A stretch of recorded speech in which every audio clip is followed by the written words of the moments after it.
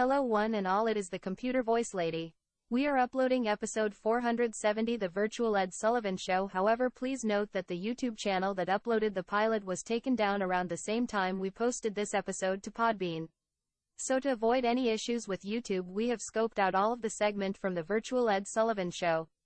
To listen to the full episode, we have provided the link to the episode on our Podbean page in the video description.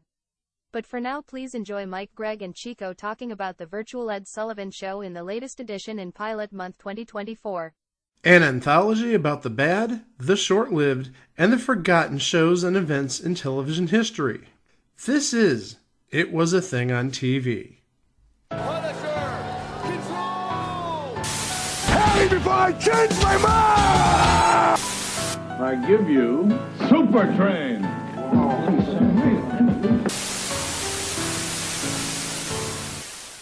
Episode 470. Now, the submission number is 2567, and that was actually given to this show earlier. But I told Greg, you know what? Since this is a special occasion, I want to do a very special episode number. For our intents and purposes, it's 2567. But dang it, I'm giving this the special number of 20,000. Submission number 20,000, even though in reality it's 2567. The Virtual Ed Sullivan Show. The Virtual Ed Sullivan Show aired on UPN one time on May 18th of 1998. Chico wants to do the open live. Go for it. We're doing it live, pal.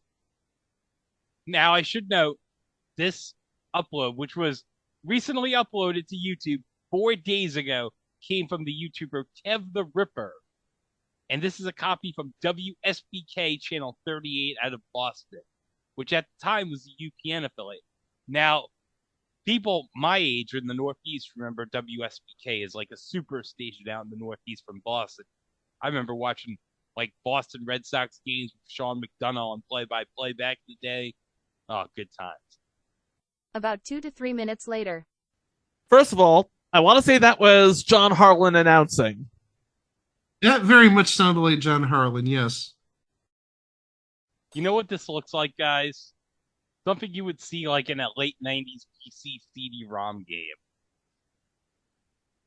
We talked about that before the show, and I mentioned to Greg and Chico, this looks like something you might see in like a CDI game. Again, same time frame, mid to late 90s. Yeah, not the greatest of graphics. An attempt was made, we could say. That's an insult, because this is much more advanced than anything the CDI would ever put out. There was actually some thought behind this whole pilot here. First of all, it aired on or near the 50th anniversary of the premiere of Toast of the Town on CBS. The 50th anniversary, I believe, was May of 98, and this aired April of 98, so it was within about a month or so. On the night this aired, CBS was airing another really big show. The Ed Sullivan 50th anniversary, A Really Big Show, which was basically just a montage of clips. What this show ventured to do is update the premise for a new generation. Well, I think we need to go to the beginning, just because maybe the listeners don't know who Ed Sullivan is. Yeah, I know we've got listeners who may have been born in the 90s or 2000s, so they may be like, who is this Ed Sullivan person you're talking about? Well, back in the 40s, as we said, 1948 is when Toast of the Town premiered. Through the early 70s, this was like the big variety show. This is where Elvis Presley had his famous national introduction, and the censors would not show him from the waist down doing gyrations. That's how risque it was back in the 50s. This is also, and I'm sure you've seen this plenty of times, when Ed Sullivan introduces the Beatles. The Beatles! And all the girls go crazy because the Beatles were just the absolute biggest thing in 1964. But it also launched other careers. I mean, too many to list, but also there are some characters, and actually we're going to see one in this pilot.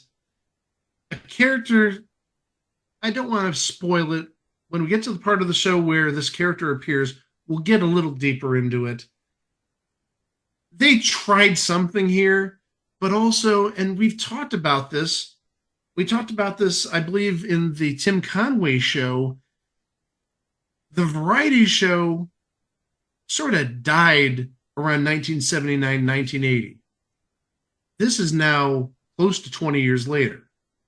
And really, what variety shows were on television, or at least network television, between, let's say, the early 80s and 1998? That's why I thought, not many.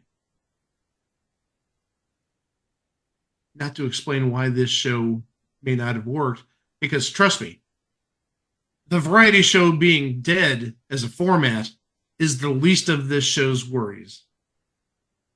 There's a lot bigger problems. But we already talked about that, the CD-ROM-ish graphics from like 96, 97, 98. Did we talk about how this was created? No. Because the first thing you need to realize is that Ed Sullivan is very much dead. And by 1998, we have not perfected cyborg technology or artificial intelligence to successfully recreate Ed Sullivan. The best they could do was put an impressionist in a mocap suit, capture his mannerisms while acting as Ed Sullivan, and editing the composite image of Ed Sullivan in post on the screen. So they did just that. And you know who they used for that? John Byner. Oh, we can get into what he's done. But the thing is, he was very well known for his impersonation of Ed Sullivan. So he did the voice for this virtual Ed Sullivan. But also, again, with the sensors that you're talking about, he did the mannerisms, everything you see this virtual Ed Sullivan doing. But yeah, that's John Byner from, among other things, Bizarre. And we love our Bizarre around here, especially Super Dave Osborne. All right, let's see what else Virtual Ed has in store for us. Damn, this image I paused at 122. It's like Ed's looking at me like, you sure you want to hit the play button? Well, here's the thing. We've all seen old episodes of the Ed Sullivan Show, which, by the way, they air those on Pluto. Isn't he always sort of kind of looking off to the side like his eyes are trying to escape the rest of his face? I guess. I got who he looks like. Close your eyes. When I say the name, you'll see it. John Shuck. Yep. Yeah. Now, Mike, I paused it at 125. Do you want me to describe what? Yes, I'm not. You don't even have to finish your sentence. Yes, please. It's the back of Virtual Ed Sullivan looking at the crowd. It's really horrible. But you know what the backside of Virtual Ed reminds me of? Like on Family Guy, whenever you see like the back of Peter Griffin. Like the silhouette of Peter shot from the back. But not as big as Peter Griffin, obviously. No, not as big as Peter. Like you don't see a shot of like the horn-ridden grasses that Peter had. Now, I've got a question, not one that we can necessarily answer, but I wonder if there's actually a host on the show, because if this is just like a talent show or performances for an hour or so with no master of ceremonies, it's got to be awfully bizarre. Or there had to be something filling in for Ed or the host or what have you. And the thing is, I mean, if you look at the audience in this shot, they all have their heads turned to the left and they're looking at this rendering of Ed Sullivan. It just looks weird.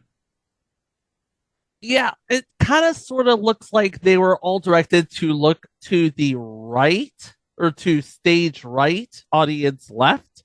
And from the looks of it, does that look like Studio 33 at Television City? I want to say it does. I want to say it doesn't. Just looks too big. I mean, it actually looks like an actual theater, like maybe 1,000 people or 1,500 people. That doesn't look like the 300 people that you'd have at 33 or some of the other stages at Television City. Well, it doesn't look like the Ed Sullivan Theater, which, if you ask me, would have been the better play. But then again, nobody from Paramount asked me, so. Well, also, it's being occupied by Letterman right now. Yeah, I was going to say you're competing with CBS at that point, and that's probably a no-go. Plus, also remember, they have this big Late Show with David Letterman marquee. So I think it'd be kind of weird having a show that's not the Late Show with David Letterman being done at the Ed Sullivan Theater. Well, they did do Survivor finales there once upon a time. Now, yeah, once upon a time, I don't think that is necessarily going to work. And like I said, I think the whole CBS synergy thing, UPN is a totally different network. This Ed Sullivan Theater. Plus, also, it doesn't even look like it. I mean, look how many rows there are here. How many rows are there? I'm going to try and count really fast. Looks like there might be, no, that's a person's leg. Never mind. 1, 2, 3, 4, 5, 6, 7, 8, 9. Looks like there's about, 11 rows of people, 12 rows of people, maybe. Yeah, it's definitely a lot bigger than 33 or 31. If we had end credits, I bet you we'd have the answer to this. Semi-spoiler, we don't have end credits. But that's speculation that, I think we're sort of spinning our wheels right now, trying to determine where it's at. And that's not really the big thing. Like I said, I'm more focused on the fact that everybody is looking towards their left at this unknown entity. They could be looking at John Cena for all we know, because they are directed to look at a space on stage where Ed is supposed to be, and there is nothing. Well, now I like the reaction, and this may be thanks to Greg pausing more than anything else. If you look just to the left of the UPN bug, you have a woman. Look at her face. Right there, you have the mouse over her face. I think Chico knows what I'm going to say. He's looking at Virtual Ed's virtual junk. I didn't even have to say a word. That's exactly what I was going to say, though. And she's, like, laughing. I don't know how Ed Sullivan would take that in real life. Some woman laughing at his genitalia.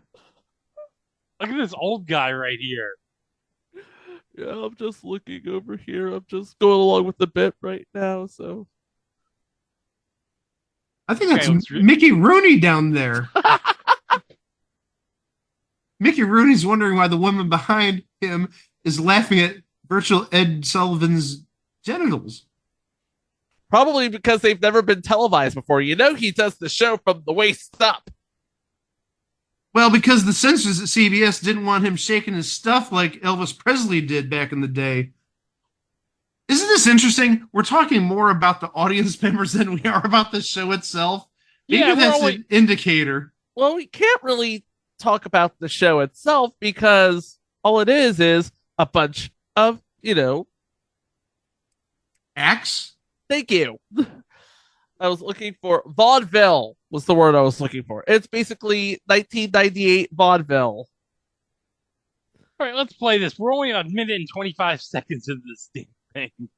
I never thought I'd hear a Virtual Ed Sullivan say, "Bring in the noise, bring in the funk." Those are definitely words you would never hear Ed Sullivan say. Now, I love how one of these guys is clearly wearing a 76ers Allen Iverson jersey inside out. Oh, hold on, look at Ed right here. Hold on, at 212. Look, he's moving. He's moving and a grooving. He's getting into it. You know what? Props to John Byner for buying into the bit. He's giving it his all, and so are these guys. Oh yeah, they're banging on these cans that they literally got from the Home Depot, I bet. Look how happy this crowd is. They're either really, really happy or this is just B-roll, but yeah. A really, really happy crowd. Look at how happy Virtual Ed is. Virtual Ed 249 is like, can you believe this I'm seeing? These guys have drumsticks and they're literally beating on like these buckets. Obviously, bringing the noise, bringing the funk would have been really big on Broadway and off Broadway in the mid to late 90s. And they're pointing at where Ed's supposed to be. They're getting into it. Hey, there's John Cena over there. Yeah. It's funny. In 1998, John Cena would probably be somewhere in West Newbury, Massachusetts right now. Also, you could tell this definitely is not CBS based on that audience shot because it looked like there's a balcony there. Ah, okay. And also, the balcony had lights underneath, and I don't think the Ed Sullivan balcony had lights on the bottom. So okay. Yeah, who knows where this is taking place at? All right, let's hear Virtual Ed's reaction to this. Oh my God, folks! Jeff Dunham and Walter. The Jeff Dunham. And the Walter. Yeah, you got to say the Walter. Absolutely. Obviously, Ahmed would not have been invented yet because, it's 1998. He would have had other characters, wouldn't he? He would have, like, Jose Jalapeno on a stick. Yeah. But Walter is his go-to. Let's just get that out of the way. Oh, yeah. Let me just give Jeff Dunham credit. Unlike that fraud Uri Geller, he has more than one act. Yeah, he had Arthur Peanut. Peanut's the name of that guy who was supposed to be like his version of Figment. I love that we referenced Figment from Epcot. Well, Greg and I are closet Disney adults. Well, if you look at the random reel section, I did post a clip of user shared of Figment coming out to Cody Rhodes' theme song. So. And as you said last week, Cody Rhodes is going to be in the new Naked Gun movie. Oh, yes. I'm sure Dusty, wherever he is up in the sky, would be very proud about that. I am almost absolutely certain about that. But look at Virtual Ed. He is just laughing. He's just loving this. He's loving it. He's getting into it. He's up in there loving it. Well, also at the end of this act, Walter did some repartee with Ed, with Virtual Ed, I should say. So they did have like a little bit of dialogue going back and forth. So it's sort of like Johnny Carson and Ed McMahon. Yeah, when Johnny does a joke and he looks over at Ed. Oh, yes. Yeah, there's sort of that sort of chemistry kind of sort of going on here. Oh, let's play this right here. Yeah, it's actually pretty cool what they're doing. Segment with Jeff and Walter with Virtual Ed plays. Now, can we explain what happened? Yeah, so Ed is just looking. He's just, making a face. And I don't know if it was Jeff or John in the background, but throwing his voice. Let's hear it for Ed Sullivan. And of course, this would be easy to do if you are a Dreamcast avatar. Dreamcast did not have avatars. Avatars were not a thing until Nintendo came along with the Wii. Just saying.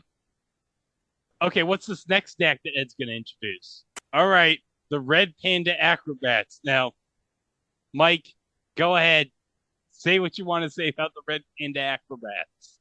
Okay, this is something I told Greg and Chico before we started. I said, when you see this, I think Greg was the one who said, who are the Red Panda Acrobats?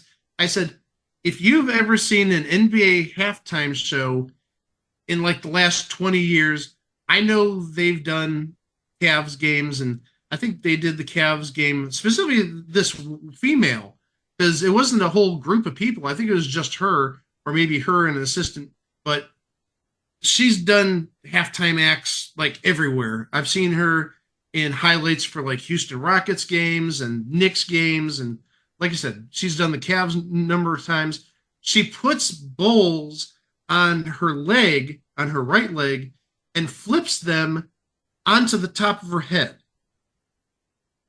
And I've never seen her break a bowl. She's obviously very good at her craft. So we're watching it right now, and she's got 4 bowls, and what? Up to Daisy. There she goes. Hey-o. And she's got, looks like about 9 or 10 bowls on top of her head, and she's not holding them. She's got her arms by her side because, oh, by the way, she's on what looks to be like a 10-foot high unicycle. So she can't hold on to the bowls on her head, and they're staying perfectly on there. And she's going to put more bowls on her feet. I think this time she's going to go for 5. And she's going to flip those 5 on top of that pre-existing stack of 9 or 10. And oh my gosh, this kid, Greg froze this at 12 minutes and 15 seconds. This kid looks like she's like fearful that this woman's going to like go to her death or something. She's scared. She's legit scared. Oh, she dropped one. I've never seen that before. Oh, by the way, Red Panda was actually on season 8 of America's Got Talent. And not to take away from the end of the show, but Chico and I saw a number of parallels between this and America's Got Talent. So here goes 5 bowls again. Perfection. Hello. Now, they're up there. They're not perfectly flush, but she did it. Do we want to talk about the commercials? Yeah, I do. Or Greg does too. Yeah. First commercial we get is a commercial for Jerry Ryan guest starring on Sentinel. Woo! Season finale of the Sentinel. Oh, yeah. One super cop. Oh, and we get a promo for Dave Thomas and Wendy's. You know, Dave Thomas wouldn't stand for flex pricing. Oh, no. Well, that's why they got rid of it a day after it was proposed. You know what Dave Thomas doesn't stand for? When Dave Thomas wants to invade a rival wrestling promotion, he knows just where to go. You know who I am, but you don't know why I'm here. Where's Billionaire Ted? Where is the Nacho Man? That punk can't even get in the building. Me? I go wherever I want, whenever I want. And where Dave goes is down to WCW. 83 weeks of total dominance served up every single Monday night. And where, oh where, is Scheme Gene? Because I got a scoop for you. When that Ken doll look-alike, when that weatherman wannabe comes out here later tonight, I got a challenge for him, for Billionaire Ted, for the Nacho Man, and for anybody else in WCW. Her. Turn the channel to TNT every Monday night and hear what Dave has to say next. Hey, you want to go to war? You want a war? You're going to get one. Try WCW's new and improved Monday Night Wars. Available for a limited time, only 83 weeks. Thank you, Joe, for that. Anyway, we also have a Chex commercial, Food Styling 101, and Bounty. Oh, Skittles. And now back to our really big shoe. I'm sorry, Chico, he has some sort of like reusable board. I have my iPad with me. Oh, that's your iPad. Okay, I thought it was like one of those pads that runs on like a very low power battery and you can reuse it millions of times. But he wrote on there, "This is dumb." And also, I was taking a look at Greg, and Greg's face. Well, first off, he like really leaned into his camera, and he was like, "Yeah, he I don't think knew how to react," which really I think is the perfect reaction because I told Chico this. I think this might be the first time Greg's seeing this, but I told Chico, "This is like the dumbest thing I've ever seen. I didn't understand it." And then Chico said, "Well, they replace all the vowels with long E's." And it's like, that's supposed to be funny? But actually, I was doing a little bit of research before the show, and believe it or not, these guys were supposedly, according to an article by Entertainment Weekly back in 1996. They, quote unquote, talking about the Bert Ferschners, planned to shake up New York comedy. Well, they planned. It didn't work out that well. Never have I heard of these guys, and I'm guessing people in 2024, they haven't heard of them either. Okay, this is the homoerotic portion of the show. Just putting that out there. 1830 mark. We're just, they're hand balancing brothers from Portugal. And they're friggin' ripped. I saw this episode and knew immediately, y'all, I had to go to the gym. Greg, why'd you pause it there? 1924, illicit act. Well, nobody was watching this, so. But now they are at 1924. They're like, holy crap, is that guy? Martha, come here and watch this. I'm sure the statute of limitations for an FCC violation have long since passed, Mike. By the way, the Alexis brothers have been performing for 40 years now and are in the Circus Ring of Fame. And they still look ripped. Holy cow. Look at this lady at 2022. She's not faking that, I'll tell you that. After the taping, she went home and pulled out a certain electronic device. Her boyfriend. Anyway. She's going home and having a really big shoe. Okay, Steve Altman. Do we have any information about Steve Altman? Only that he uses a keyboard and his own sort of comedic chops to create comedy. Oh. One of his jokes here was actually sort of a rip on a Jack in the Box commercial. You remember that? No, because we don't have Jack in the Box here. You don't? Oh, yeah, that's right. Y'all didn't have Jack in the Box in the Northwest Coast, but Northwest Coast. Northeast Coast. Sorry. Back in the day, on the West Coast, you have these Jack in the Box commercials where people are talking about the food at Jack in the Box, and you have these sort of string plucking, bum bum bum bum bum bum bum bum bum bum bum bum bum bum. He's doing a rip on that in this act. By the way, his IMDb page, not much of note on it. He's done A Doggone Christmas, A Doggone Hollywood, and A Doggone Adventure. All right, do we want to describe what's going to happen next? If you remember earlier in this episode, I said there would be somebody who would be coming out who's reminiscent of a character that was on the original Ed Sullivan Show. This is him. Now, if you remember Ed Sullivan, his show, he occasionally had a guest, a mouse, a puppet mouse, called Topo Gigio. This is essentially the late 90s version of Topo Gigio, but not named Topo Gigio. Segment with Virtual Ed and Max the Mouse plays. Hot Pockets with their crispy, crusty, tender, flaky crust. Oh, what are you going to pick? Hot Pockets. And then we had the commercial for Chex before. Now we have commercial for Chex Mix.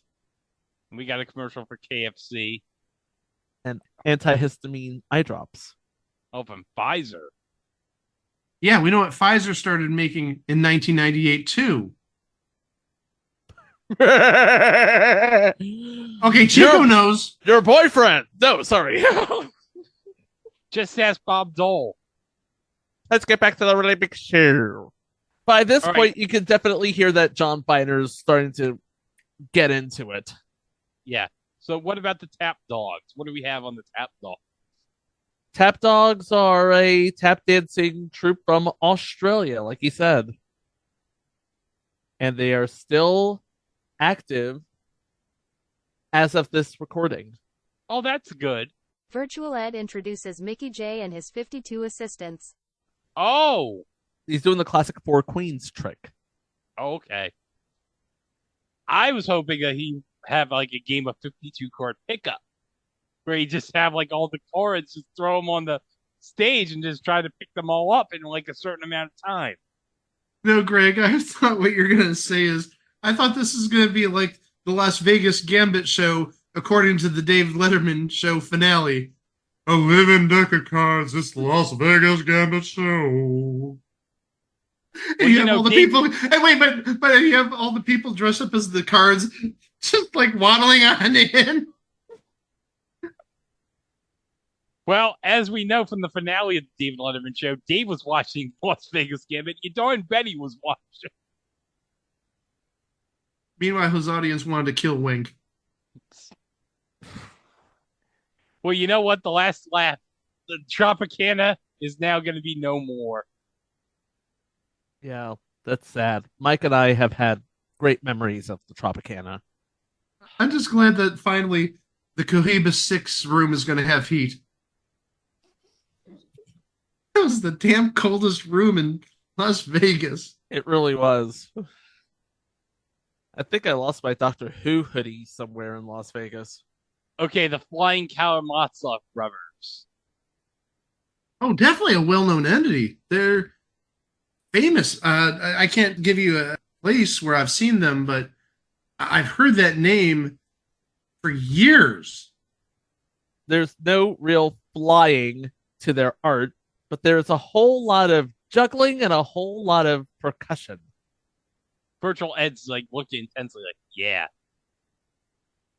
And contrary to popular opinion, they are not Russian. They're from Santa Cruz, California, and have been performing from there since 1973. Yeah, if you go to their website, they're celebrating 50 years of juggling and cheap theatrics. That's actually what I'm seeing. Cheap theatrics, no joke, through their website, fkb.com. I want to say they might have even been on like the Muppet Show back in the day. They're actually in Muppet Magazine issue 16 from 1986. I didn't know there was a Muppet magazine. Oh, man. A very special Moesha. That's Yep. so shocking. She's moving out. What? This is only, what, season 3? Oh, it's a season finale. Oh, we got Ed O'Neill in this, was it 10-3-2-1? No, or it's one of 1-800-COLLECT. Oh, 1-800-COLLECT. Okay. And then we have the Disney's Animal Kingdom Happy Meal with the McRib. Oh my god, the McRib! I want the McRib. Well, Animal Kingdom would have just opened in 98. Correct. And coincidentally, the meals at McDonald's are made from members of the animal kingdom. No, Mike. The McRib, for all we know, it could be squirrel. Man, Hat Pockets sunk all their advertising budget for this month onto the Virtual Ed Sullivan Show, it seems. And Skittles. And Tylenol allergy sinus, which I could have used a couple weeks ago. Oh, what's this UPN 38 news scoop?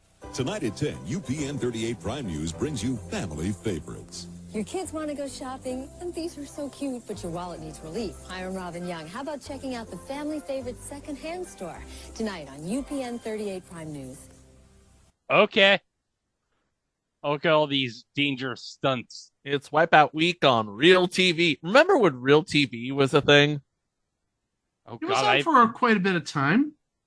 I haven't thought about real TV in like 25 years. Oh, we got a Frasier commercial on UPN 38. Wait, it hasn't been that long since Real TV was on the air. Has it?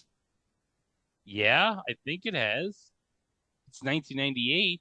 I thought Real TV went to like 2000 or 2001. Yeah, actually, taking a look here, it says Real TV was from September of 96 to September 2001. Okay. And actually, I think we forgot about this. we know that John Daly, not that John Daly, nor that John Daly, hosted Real TV. But for the last season, do you know who hosted Real TV? I do. Okay, Chico, chime in. Ahmad Rashad. Yeah. Amazing. Let's get back to the show. All right, Sarah Chang. What do we have on Sarah Chang? Well, on the show, she is a 17-year-old violinist. And she's so well known that she does have her own Wikipedia page. So she didn't fade into obscurity like that horrible comedic troupe we saw earlier. She is a soloist for the New York Philharmonic and the Philadelphia Orchestra in 1989. So she would have been 8 or 9. She enrolled at Juilliard School to study music, graduated in 1999, and continued her university studies afterwards. So not just a musical prodigy, but a prodigy.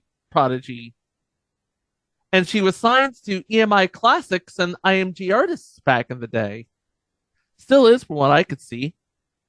And Virtual Ed's like, yeah. Sarah Chang was the youngest artist ever to receive the Hollywood Bowl Hall of Fame Award at 23. Malenga. Amazing contortionist and martial arts performance artist. Kelvin Gordon, also known as Malenga Takata, on this show is putting his entire body through not 1, but 2 tennis rackets. Damn. And now he's putting himself in what I'm guessing is about a 1 cubic foot Perspex cube. It's a box. Well, a cube is a box. I think it's a little bigger than a foot. I'm guessing definitely no more than 2 feet, maybe 18 inches. You know who definitely fit in one of those boxes? Who? Billy Barty. And Joe Geeb. Together. And Arturo Gil. Now that was good. I'm sorry. I like that. Good compared to what? I didn't like it. It was good compared to his earlier material. Oh, guys, this commercial coming up. You never met my big Italian family, but they love you already. So tonight, they'll share with you a fresh salad this big. Then pass around the baby pictures. They'll share baskets of soft garlic breadsticks. Then pass around the baby. What they have, you can have. And that's how the Olive Garden feels. They call it Hospitaliano, which means everything of ours is yours. That's my cousin. She wants to share your dessert. The Olive Garden. When you're here, you're family. Virgil wasn't part of the family there. Cheese it up. What do we have here? And actually, I think it's really funny. Greg has this paused. I don't know what this commercial is about, but I think this guy is like totally shocked at what just happened because he's got a whistle that looks like it's going to slip out of his mouth. He's in shock of our little Virgil and cheese it up jokes after that. Well, let's see what he's really... Oh, yeah. He's cheesing it up because this is a toothpaste commercial. He wants to keep his breath fresh for the ladies. And when he mentions the ladies, he, of course, means teaching little girls how to swim. Yeah, we should note that he's a lifeguard. I got the blues. Kraft macaroni and cheese. The blue box blues. Excedrin migraine. Tyra Banks for CoverGirl with Ziggy Marley and the Melody Makers. And Cine Minis from Burger King with Minnie Riperton's Lovin' You in the background. Obviously, we can't play it, otherwise we would. Oh, what's on UPN 38 News? Tonight on UPN 38 Prime News. Are you looking for the home of your dreams? Today's red-hot market is driving prices through the roof. We'll shop around to find the best bargains in the best neighborhoods. Home, cheap home. On Prime Report. Tonight at 10. Okay, just get it out of your system, Mike. They said Dream House. From Dream House, Bob Eubanks. Is that what you're expecting? Yeah, but I thought you were going to say something about Dreamhouse the show, not that. You didn't think I was going to do my lame Johnny Olson. Okay. Hey guys, what the hell is this shit about a Virtual Ed Sullivan? I don't They know. ought to do a virtual version of you. That's right, they should. Hey guys, look at this commercial for Seinfeld. Oh yeah, you got all the greatest hits in this commercial. You got George, I was in the pool, and of course, who could ever forget Jerry stealing the marble rye? Jerry Seinfeld, in 1998, you're thinking to yourself, his shtick is never going to get old. Well, he just released a Netflix movie today that's an allegory for the space race with Pop-Tarts.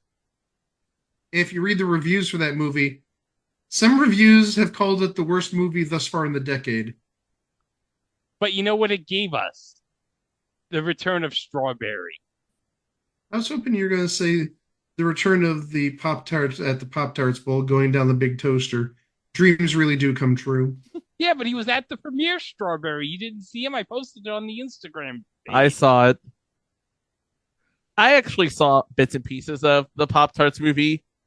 And I'll tell you something. It's not comedy that's the problem. It's Jerry Seinfeld. He's 90s funny. It's 2024, though. You gotta class it up. Hey, speaking of stuff that might have been funny in 1990, but isn't funny now. That god-awful comedy troupe with the secret language bit plays. Trust us, it is a good thing YouTube pulled the original uploads, since we do not want you to suffer through listening to this. Uh-oh. What is uh-oh but in Italian? Chico had it right with his iPad.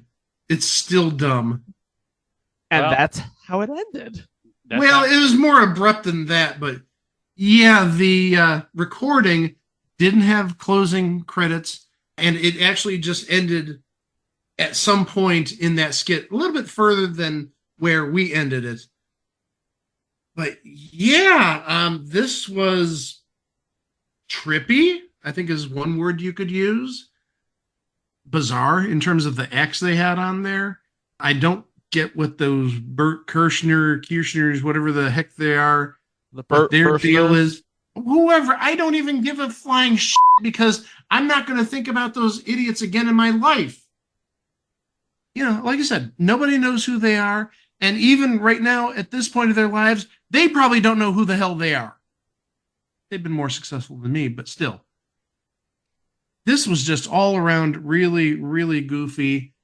And you can see why this was a pilot. This is a one-time thing because I don't know if it was just to coincide with the 50th anniversary of the Ed Sullivan Show, Toast of the Town, but this is horrible.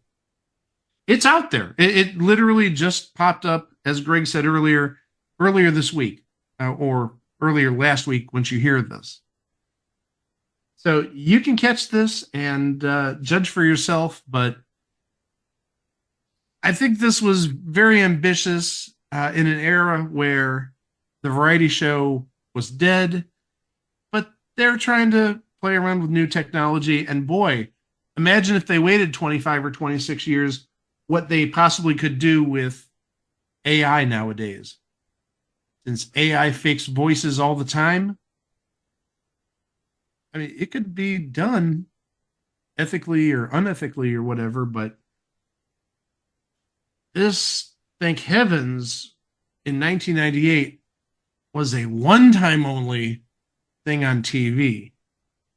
Do you know what this went up against? The series finale of Murphy Brown. Oh, boy. And even at that time, Murphy Brown was sort of limping to the finish line. Its best years were definitely behind it. And I remember they're like really scraping for material back in like 97, 98. Yeah, it's funny when they could, do jokes about George Bush and Dan Quayle, but there's a sense of normalcy in the White House in 1997, 1998 to a point. To a point, because we know what Bill Clinton did, supposedly.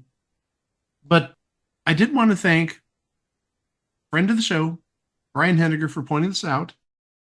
He found it or saw a link about it on like Tuesday or Monday, and I immediately told the guys, I said, I'm going to play an audible. As much as I want to cover a pilot that we're going to put on the back burner to at least next year, if not just maybe shelving it all together, I said, we got to cover this. This is definitely something. An effort was made. Let's say that. Well, you know where else an effort was made? That's a bad transition, but hey, let's see what happened 40 years ago on Match Game Hollywood Squares. It's time for This Weekend Match Game.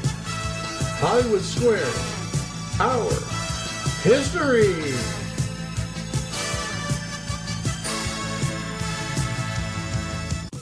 We are up to week 28.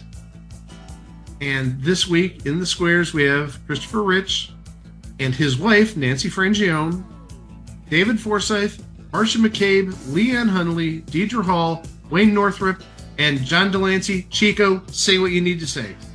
Did you know I went to college with John Delancey's kid? No, just like we didn't know that Greg's favorite TV show is Wings. Yeah, can you believe that it's now officially 170 episodes? It's the first time I've ever mentioned I love Wings. Special shout out to Keegan Delancey. What's up, buddy?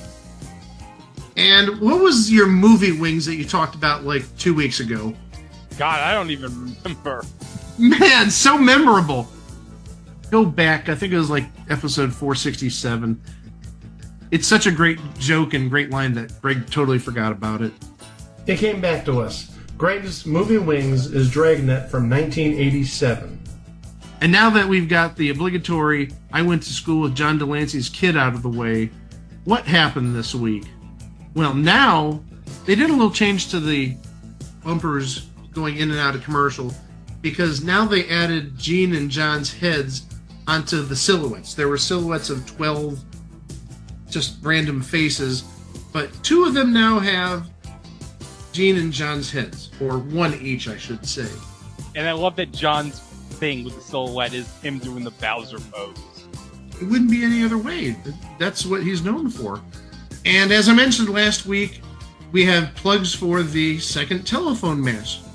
And also, in case you don't recognize some of the names, like when I mention the names, I'm like, who are a lot of these folks? It's NBC Soaps Week. And we had primarily one champion for the entire week. Started on Monday, retired on Friday, retired with $31,075. Arla Kineur. Kineur? K-I-N-E-O-U-R. Kineur. Whatever. She left with a lot of money. In terms of big wins that week, again, they're all by Arla, but you only had 2 wins this week. She won $20,000 with Christopher Rich on Monday, and then on Thursday she won again with Chris, but for $5,000. So yeah, she got the lion's share of the money that week, $31,000, little over $31,000. Next week, oh good, it's another theme week. And I think this is the last theme week of the entire run. We had the Leave It to Beaver week. We had Too Close for Comfort week. We said this week was NBC Soaps week. We had St. Elsewhere week. I believe this coming week is going to be the last theme week. We got some legends on the show coming up next week. But for now, let's close everything out.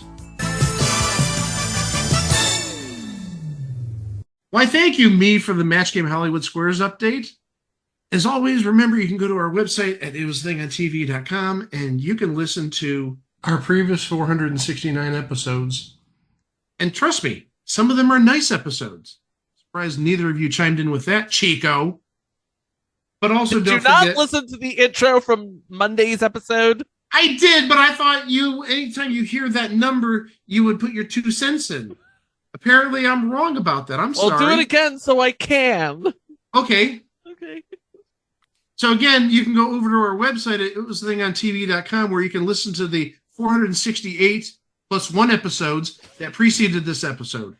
Say it right. Say the line, Bart. 469 episodes. Nice. Are you proud of yourself? Very much so. Damn it. But also remember, in addition, we have mini-sodes, live shows, extended versions. We've been looking back at some of our long ago episodes being re-released. Those are a holler and a hoot. Even listening to like the last episode, the college comedies of 1979, good heavens, that was a hilarious episode, even though there were 3 bad shows on there. I got one word for you. Zipper! But also, please remember, on top of the website, we're also on social media at It Was the Thing on TV, except for Facebook. Please do remember, we are at It Was the Thing on TV podcast there. And remember, if you want to search for us on Mastodon, you've got to search for us at It Was the Thing on TV at tvwatch.party. Greg, do you have anything you want to plug this week regarding Place to Be Nation?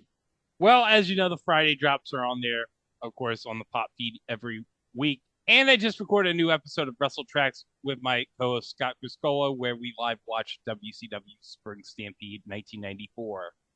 So you get a Ric Flair, Ricky Steamboat main event. And anytime you get that, that's terrific. Superb. So please go listen to that.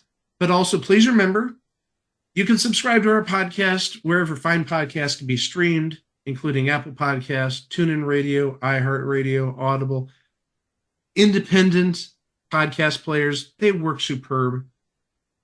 Feel free to follow us on any of those. And also Podbean. Since we're hosted on Podbean, you can download the Podbean app and we're right there.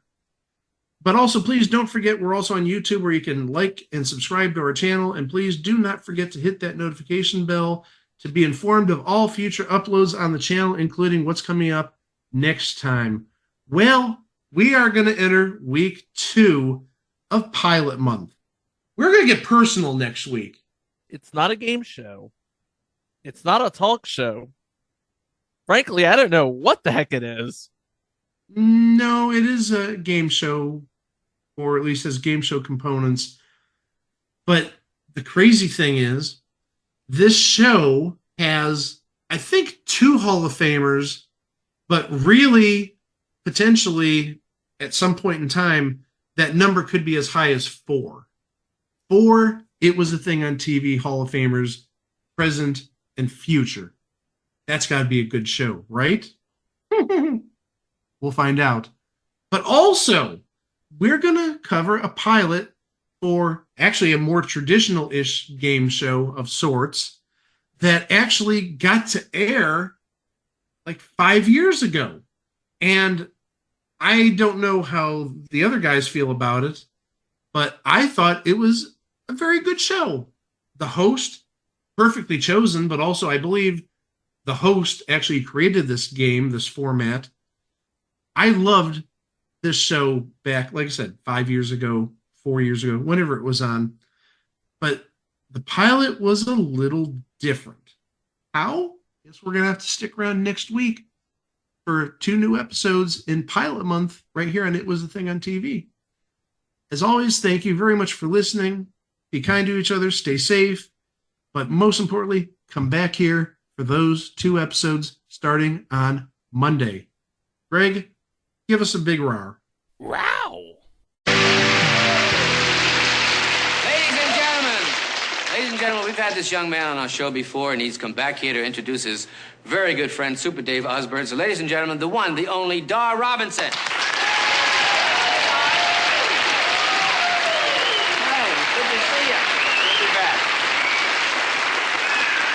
I can't wait. What is Super Dave going to do for us this week? Well, I'll tell you what. He's going to do the most unbelievable thing with a car that has ever been done. In fact, to tell you the truth, I don't think it can be done. Uh-oh.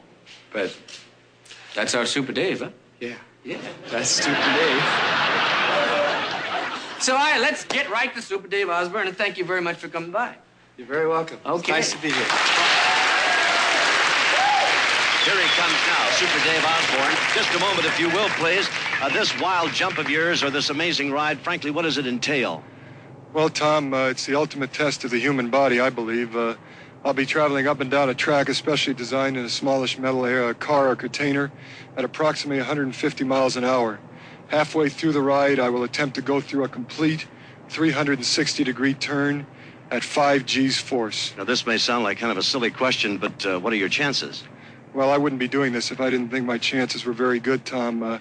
They've told me if everything goes as well as it should go, it'll be fine. Dave, how would you compare this with Evel Knievel's jump over the Snake River Canyon? Well, Tom, I'm not going to stand here and put down Evel Knievel.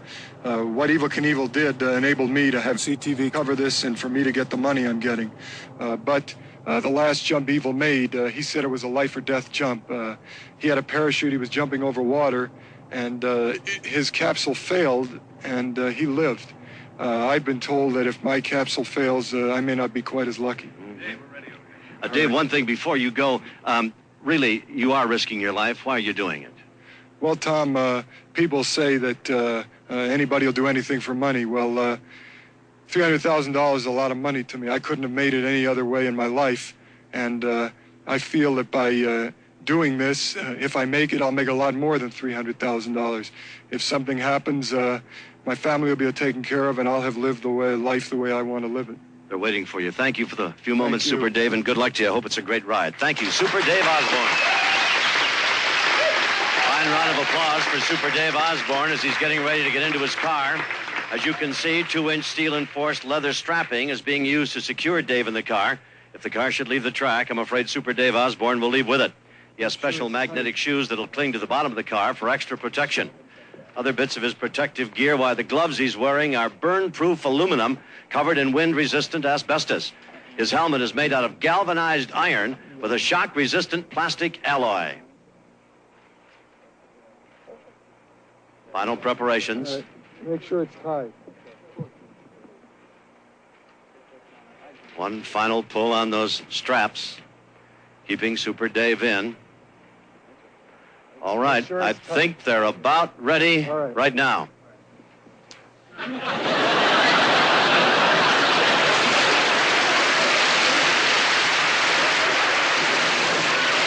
a camera placed directly on the car so that we can follow this ride. Ticket, please. We're going to follow Dave with picture and sound as he's able to communicate with us. How does it feel up there so far, Dave? Everything seems A-OK. I'll know more when I get to the top. We're making our ascent now. The car feels a little shaky. The track goes up a little higher than I thought it did. Yeah, I'm getting a little sick to my stomach. Now we're going down. Oh, this is horrible. This is terrible. Oh, I shouldn't have done this. Can we stop this? Can we stop this? Can we stop this? Oh, it's horrible. I see the camera's moving, too. If the camera comes loose, what's going to happen? Can we stop it before we go into the 360? We're going into the 360. I can't take it. I can't do it. Oh, God. Am I bleeding? Oh, no. I think I'm bleeding out of the nose. I can't tell.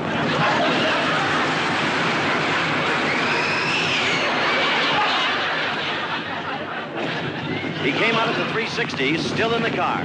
Dave, can you hear us? Dave, signal if you can hear us. We seem to have lost communication with Super Dave. Gentlemen, make sure we've got the doctor ready when he gets back down. We're almost through. And remember, you're watching this live, ladies and gentlemen, we hope. He should be coming in the next 15 seconds. And here he comes.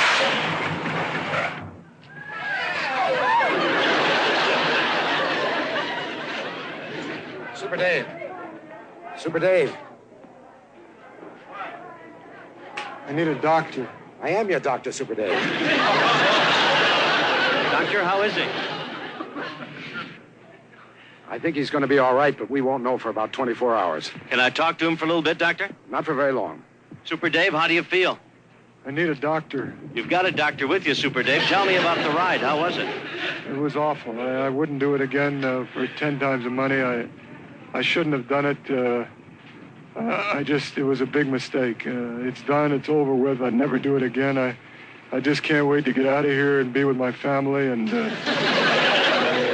that's about all I can say about it. I just would like to get out of here now. And all right, Super Dave, hang in there. There you have it, the near successful ride of Super Dave Osborne, an event he'll certainly remember for a long time to come. Live from Magic Mountain, this is Tom Kelly returning you to our studios. Hey, jerk!